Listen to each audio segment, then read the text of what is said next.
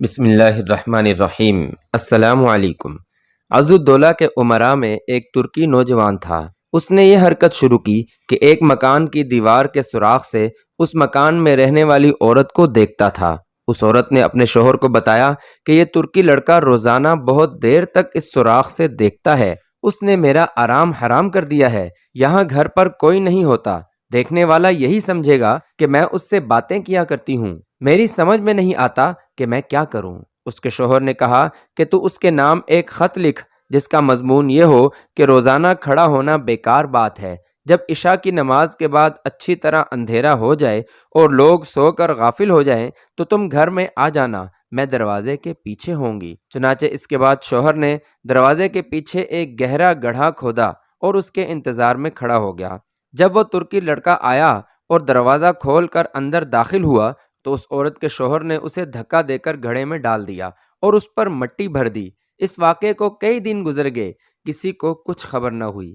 ایک دن عز الدولہ نے دریافت کیا کہ فلاں شخص کہاں ہے۔ اس کو بتایا گیا کہ اس کا کچھ پتہ نہیں۔ اس پر عز الدولہ غور و فکر کرتے رہے۔ پھر تحقیق کی انہوں نے یہ صورت نکالی کہ ایک شخص کو بھیجا جو اس ترکی نوجوان کے محلے کی مسجد کے مؤذن کو بلا کر لائے۔ اس شخص نے مؤذن کو بظاہر بہت سخت پکڑا اور عز الدولہ کے سامنے حاضر کر دیا۔ عز الدولہ نے آہستہ سے اسے کہا کہ یہ 100 دینار لو اور جو کچھ ہم تم کو حکم دیں اس کی تعمیل کرو۔ جب تم اپنی مسجد میں جاؤ تو عشاء کی اذان زیادہ رات گئے یعنی دیر سے دینا، پھر مسجد میں بیٹھ جانا۔